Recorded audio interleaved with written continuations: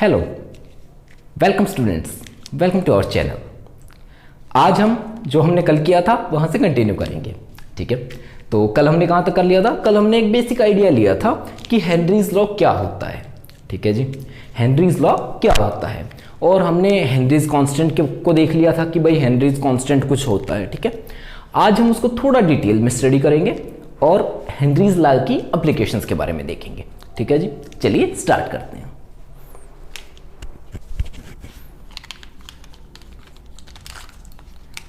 तो कल जहां तक हमें याद है हमने देख लिया था कि भाई हेनरीज लॉ जो होता है, हेनरीज लॉ वो होता है कि P A is equal to K H into X A, where P A is pressure of gas above the liquid. ठीक है जी, pressure of gas above the liquid. K H होता था हमारा हेनरीज कांस्टेंट, और जी एक्स से हमारा क्या होता था? तो मोल फ्रैक्शन।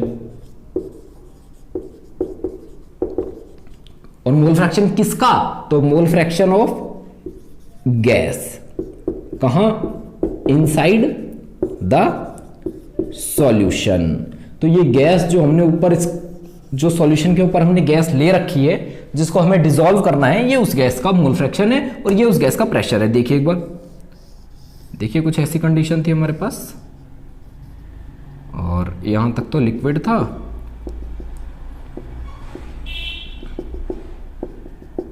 ठीक है जी। और ऊपर अपने पास क्या थी? तो ऊपर अपने पास थी गैस। ये लीजिए, अपने बना दी गैस।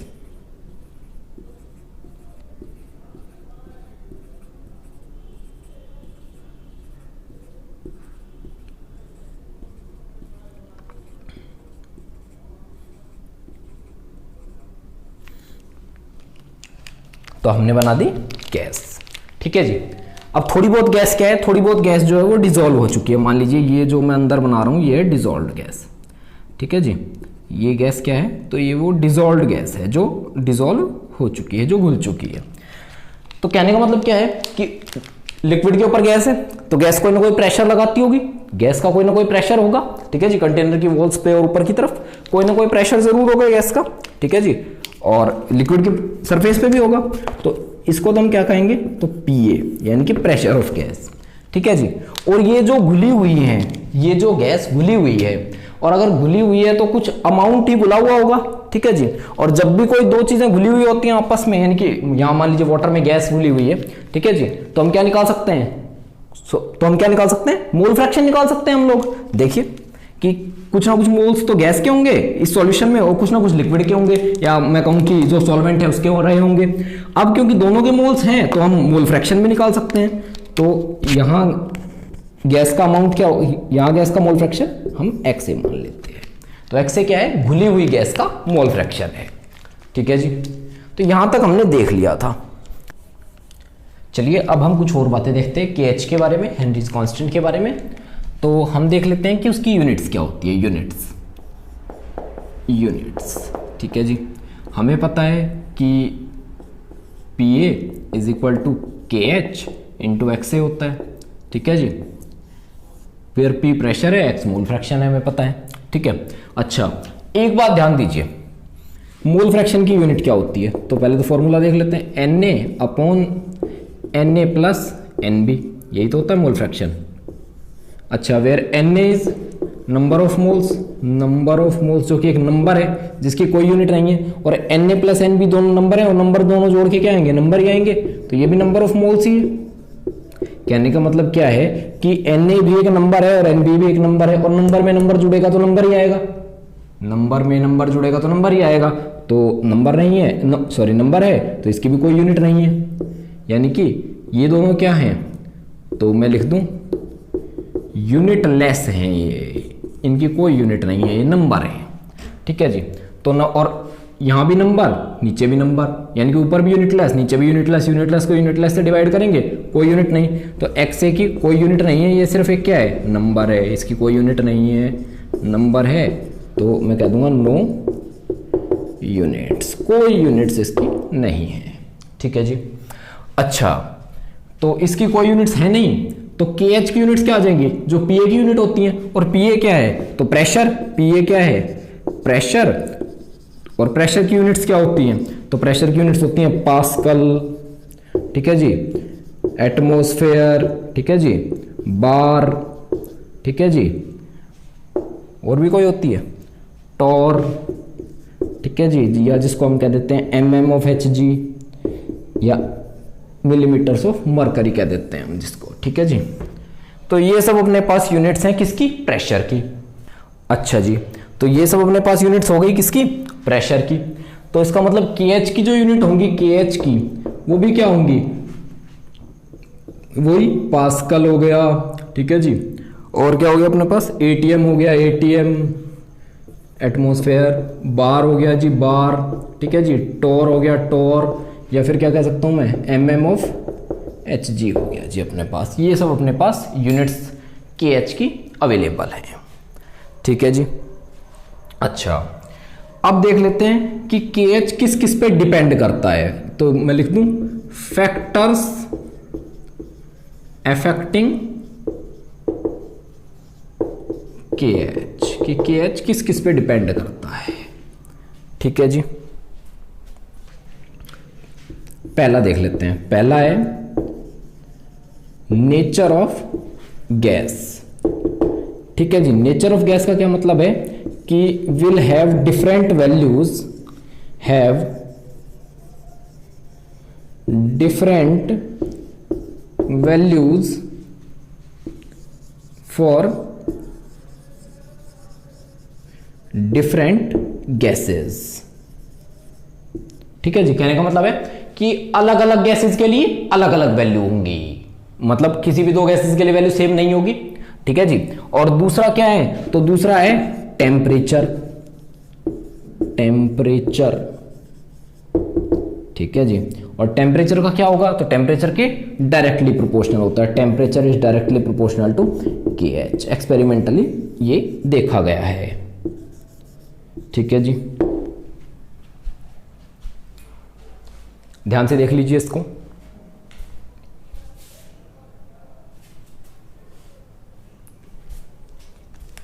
तो क्या क्या हमें पता लगा कि एक नेचर ऑफ गैस है और दूसरा क्या है, तो टेम्परेचर। ठीक है जी। अब चलिए, अब हम देखेंगे कि अभी हमने ये तो देख लिया कि KH पे किस किस का फर्क पड़ता है। ठीक है जी, मतलब KH पे किस किस चीज का फर्क पड़ता है, कौन कौन चीज उसको कैसे कैसे इफेक्ट करती है, ये हमने देख लिया। अब हम देखेंगे कि KH जो है वो सोल्यूबिलिटी को कैसे इफेक्ट करता है। KH सोल्यूबिलिटी को कैसे इफेक्ट करता है, चलिए देखते हैं। How KH affects solubility, how KH affects solubility। ठीक है जी, कि KH solubility को अफेक्ट कैसे करता है, ये जरा हम देख लेते हैं। चलिए,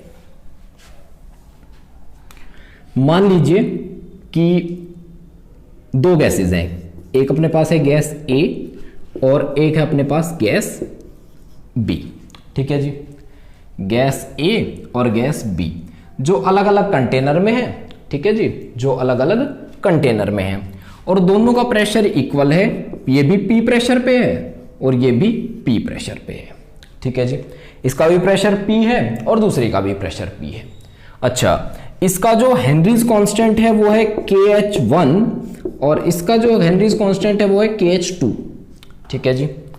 अच्छा, अब हमें क्या देखना है, तो हमें ये देखना है कि कौन ज्यादा सॉल्युबल होगा और कौन कम। पर पहले क्या डिफाइन करना पड़ेगा कि किसका KH बड़ा है।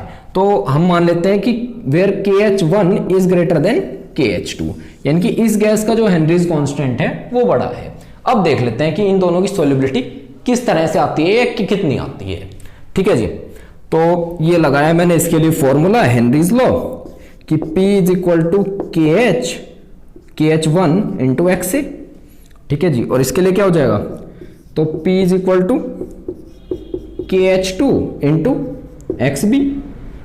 सही है जी। Pressure is equal to K H one into X A और pressure is equal to K H two into X B. ठीक है जी। अच्छा, क्या P और P दोनों तरफ इक्वल है, तो क्या इन दोनों वैल्यूज को इक्वेट कर दूं? इक्वेट, ये लो जी, इक्वेट कर देते हैं इन दोनों वैल्यूज को। तो ये लो के एच वन है इंटू एक्स ए है और इसको इक्वल रख दूंगा के एच टू है और यहां पे है जी एक्स बी। ठीक है जी। K H one into X A और K H two into X B, ये दोनों मैंने वैल्यूज रख दी हैं। ठीक है जी। अब के एच वन अपॉन के एच टू एक तरफ ले आता हूं और एक्स बी अपॉन एक्स ए। ठीक है जी। अच्छा, अब एक बार बताइए, के एच वन और के एच टू में कौन बड़ा है? तो के एच वन बड़ा है, के एच वन। अगर के एच वन बड़ा है और बड़े को हम छोटे से डिवाइड करेंगे, बड़े को छोटे से डिवाइड करेंगे, किसी भी बड़े नंबर को छोटे नंबर से डिवाइड करेंगे, तो ये हमेशा क्या आएगा? हमेशा क्या आएगा? ग्रेटर देन वन आएगा, ग्रेटर देन वन। तो यानी कि के एच वन अपॉन के H two will be greater than one. ठीक है जी। हमेशा एक से ज्यादा ही आएगा। तो मैं ये लिख दूं, क्योंकि ये इसके बराबर है तो इसकी जगह ये लिख दूं। तो इसका मतलब हमें क्या पता लग गया कि X B upon X A will be greater than one. ठीक है जी।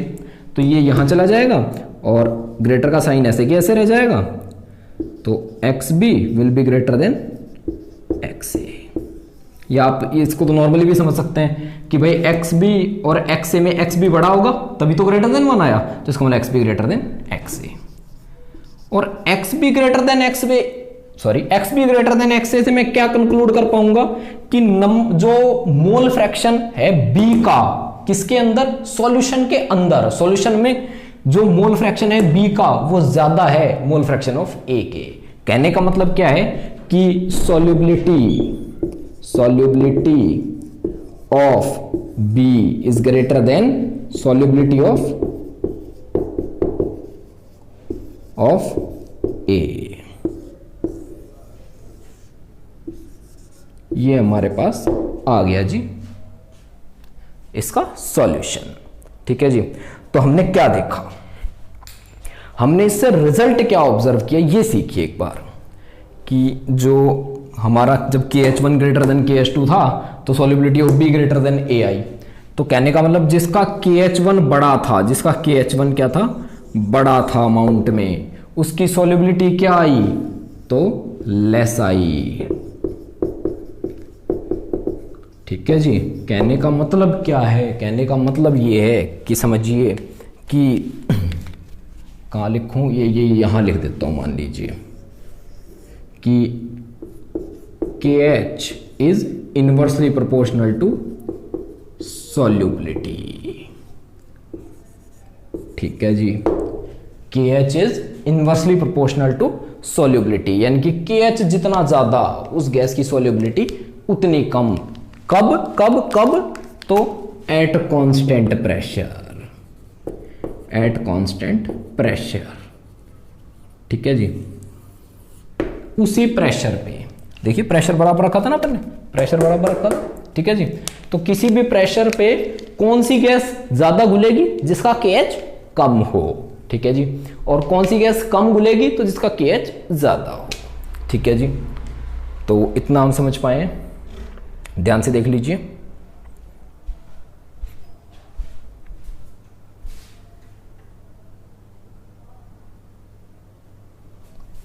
चलिए आगे चलते हैं। अच्छा, एक और हमें कल वाला क्वेश्चन याद है ना? एक बात देखिए, कल वाला क्वेश्चन था कि why aquatic life moves towards colder regions in summers. तो इसका एक रीजन क्या हो सकता है कि समर्स में क्या होता है? समर्स में टेम्परेचर इंक्रीज कर जाता है, टेम्परेचर इंक्रीज। और हमने अभी देखा था कि टेम्परेचर के साथ KH क्या होता है, टेम्परेचर के साथ KH इंक्रीज करता है, तो KH इंक्रीज कर जाएगा, टेम्परेचर इंक्रीज करने से क्या होगा, KH इंक्रीज, और सॉल्युबिलिटी क्या हो जाएगी, सॉल्युबिलिटी तो डिक्रीज कर जाएगी। और क्योंकि सॉल्युबिलिटी डिक्रीज कर जाएगी तो क्या होगा, वाटर में गैस कम कम घुलेगी या वाटर में ऑक्सीजन कम कम घुलेगी, और कम कम घुलेगी तो वो फिर से सांस लेने में उनको प्रॉब्लम होगी, और वो क्या करेंगे कि कोल्डर रीजन की तरफ जाएंगे जहां पर KH क्या हो, कम हो, और सॉरी जहां पर टेम्परेचर क्या हो, कम हो, और KH क्या हो तो कम हो, और सॉल्युबिलिटी क्या हो तो ज्यादा हो।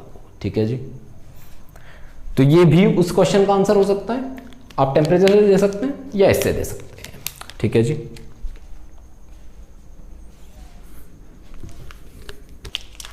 अब हम देख लेते हैं तो एप्लीकेशंस ऑफ हेनरीज लॉ। ठीक है जी, एप्लीकेशंस ऑफ हेनरीज लॉ कि हेनरी के लॉ की एप्लीकेशंस क्या है। अब क्या है कि हेनरीज लॉ है, इसकी काफ़ी सारी एप्लीकेशंस है, और ये मानिए कि प्रैक्टिकल वर्ल्ड में इसकी काफ़ी सारी एप्लीकेशंस हैं। ठीक है, तो एक एप्लीकेशन तो ऐसी है जो आपने, मैं कह रहा हूँ, बहुत ज़्यादा यूज़ की होगी, बहुत ज़्यादा। ठीक है, तो देखिए पहली वही एप्लीकेशन है और आपकी फेवरेट, या मैं कह रहा हूँ कि आपके यहाँ आपके द्वारा यूज़ की गई, जिसको आपने यूज़ किया होगा, तो इसको कहते हैं कोल्ड ड्रिंक या कार्बोनेटेड ड्रिंक, स्पेशली बोलूँ तो कार्बोनेटेड ड्रिंक प्रिपरेशन।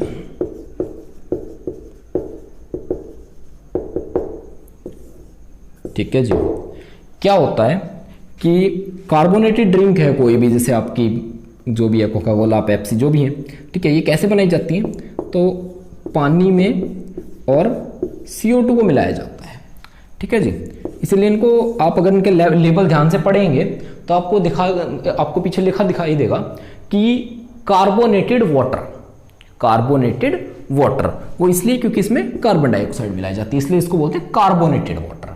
ठीक है जी, अब क्या है, समस्या क्या है, समस्या ये है कि CO2 वाटर में डिसॉल्व होना नहीं चाहती, या मैं कहूँ कि उसकी सॉल्युबिलिटी बहुत कम है, बहुत ज़्यादा कम, मैं कह रहा हूँ बहुत ही ज़्यादा। ठीक है जी, बहुत ज़्यादा कम है, बहुत कम, इतनी कम कि मतलब अगर हम नॉर्मली उसको घुलने के लिए छोड़ दें तो हम फील भी नहीं कर सकते घुलेगी। ठीक है, इतनी कम घुलेगी कि जिसको हम फील भी नहीं कर सकते। कहने का मतलब क्या है कि एटमॉस्फेरिक प्रेशर पे CO2 वाटर में बहुत कम घुलती है। तो हम क्या करते हैं, टू डिसॉल्व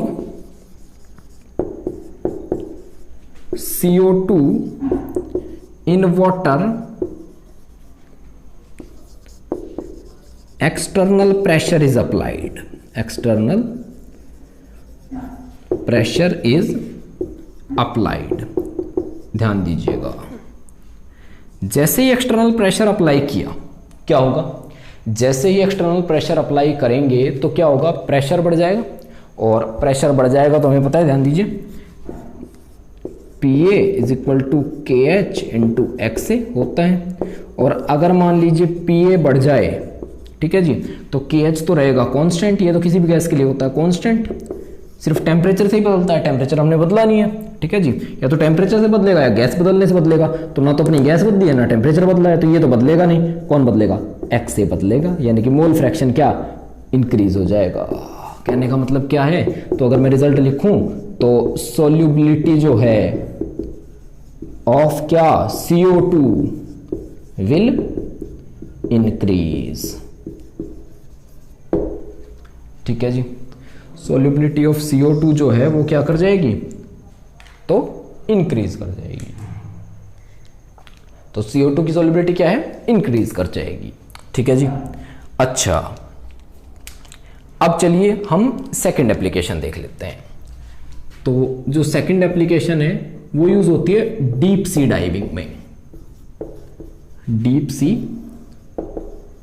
डाइविंग।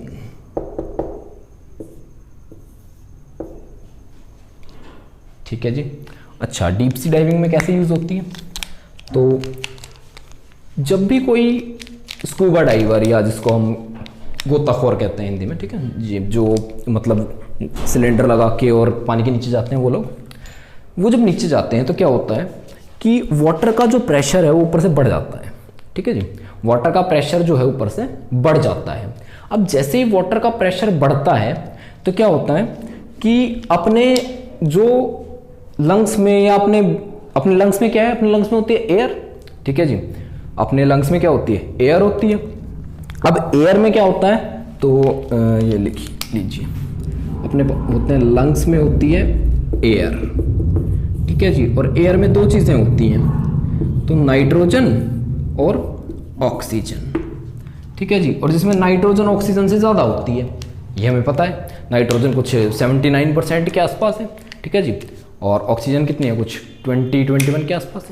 ठीक है जी, अच्छा, कहने का मतलब क्या है कि नाइट्रोजन बहुत सारी होती है, और जब नीचे जाने पे प्रेशर बढ़ता है तो नाइट्रोजन जो है वो ब्लड में घुल जाती है, ब्लड में घुलने लगती है, ब्लड में डिसॉल्व हो जाती है, क्योंकि प्रेशर बढ़ गया।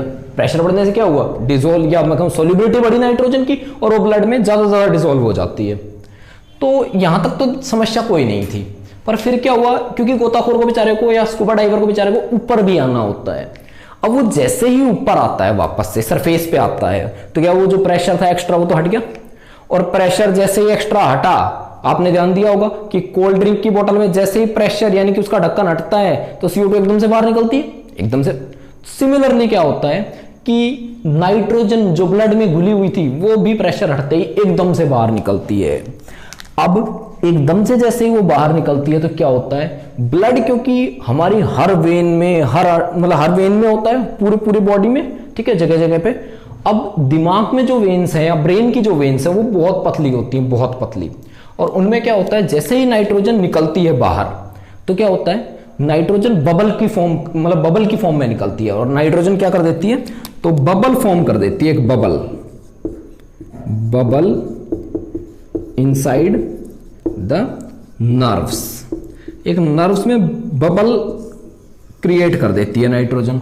और ये जो बबल है ये बहुत, मैं कह रहा हूं, बहुत पेनफुल होता है एक तो, और इससे इवन डेथ भी हो सकती है, क्योंकि ब्लड का जो फ्लो है वो क्या हो जाता है, वो रुक जाता है कहीं ना कहीं, वो कहीं ना कहीं, या मैं कहूँ डिस्टर्ब हो जाता है। ठीक है जी, तो उससे क्या होता है, इवन डेथ भी हो सकती है। और इस डिजीज को हम कहते हैं बैंड्स। ठीक है जी, इसको हम कहते हैं बैंड्स। अब क्या है, इस बैंड्स को रोकने के लिए हम क्या करते हैं, तो इस बैंड्स को रोकने के लिए हम एक स्पेशल तरह का मिक्सचर बनाते हैं। जो सिलेंडर्स होते हैं, तो cylinders of sea divers contains a special mixture. ठीक है जी, और इस मिक्सचर में क्या होता है, तो इस मिक्सचर में होता है, यहां देख लेते हैं। ठीक है जी, तो इस मिक्सचर में होता है 11.7% हीलियम, 56.2% नाइट्रोजन, 32.1% ऑक्सीजन। ठीक है जी, तो ये मिक्सचर हमें दिया जाता है। तो ये भी किसकी एप्लीकेशन है, ये भी हेनरी लॉ की एप्लीकेशन है, क्योंकि हेनरी लॉ ने हमें क्या किया था, हेनरी लॉ ने ही तो हमें बताया था कि अगर ज़्यादा प्रेशर होगा तो नाइट्रोजन ज़्यादा घुलेगी, और ज़्यादा घुलेगी तो क्या होगा, कभी ना कभी वो प्रेशर हटेगा तो वो वापस निकलेगी, और वापस निकलेगी तो बबल्स फॉर्म करेगी, और उससे ये डिजीज हो सकता है। तो उसको मिनिमाइज या एलिमिनेट करने के लिए डीप सी डाइवर्स के जो सिलेंडर्स होते हैं उनमें ये वाला मिक्सचर हम कैरी करते हैं। ठीक है जी, और अब थर्ड एप्लीकेशन हम जरा देख लेते हैं। ठीक है जी, थर्ड एप्लीकेशन क्या है, तो ये है माउंटेन क्लाइंबर्स के बारे में। माउंटेन क्लाइंबर्स, या जो लोग हिली एरियाज में रहते हैं, या और किसकी है, पीपल ऑफ हिली एरियाज।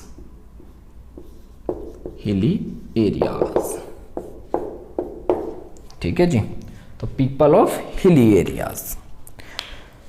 अब क्या होता है कि जैसे जैसे हम माउंटेन्स पे जाते जाते हैं, यानी कि हाइट पे चढ़ते जाते हैं अर्थ पे, तो क्या क्या होता है,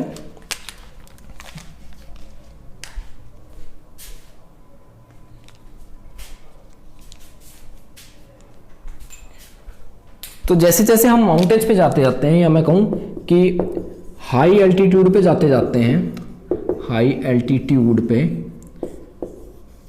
तो प्रेशर, या मैं कहूँ एटमॉस्फेरिक प्रेशर जो है, एटमॉस्फेरिक प्रेशर, एटमॉस्फेरिक प्रेशर क्या है, वो डिक्रीज होता जाता है, कम होता जाता है।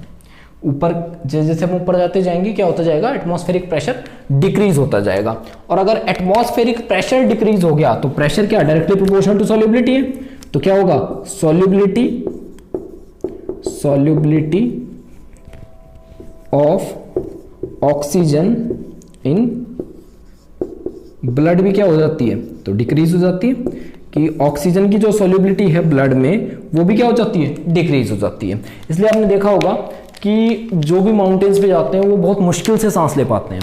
कहने का मतलब उनको सांस लेने में उनको बहुत ज़्यादा ऑक्सीजन लेनी पड़ती है, तब जाके कहीं ब्लड को थोड़ी मिल पाती है। ठीक है जी, कहने का मतलब क्या है, क्योंकि प्रेशर कम है तो सॉल्युबिलिटी कम है, और सॉल्युबिलिटी कम है तो क्या है, जब हम काफ़ी सारी ऑक्सीजन लेंगे तब जाके थोड़ी बहुत ब्लड तक पहुँचेगी। ठीक है जी, अच्छा ध्यान दीजिए। अब क्या होता है, कई बार प्रेशर इतना कम हो जाता है कि बहुत ज़्यादा सांस लेने पर भी जो सफिशिएंट ऑक्सीजन है वो नहीं पहुंच पाती, और इस ऐसे में क्या होता है, ऐसे में तो due to lack of oxygen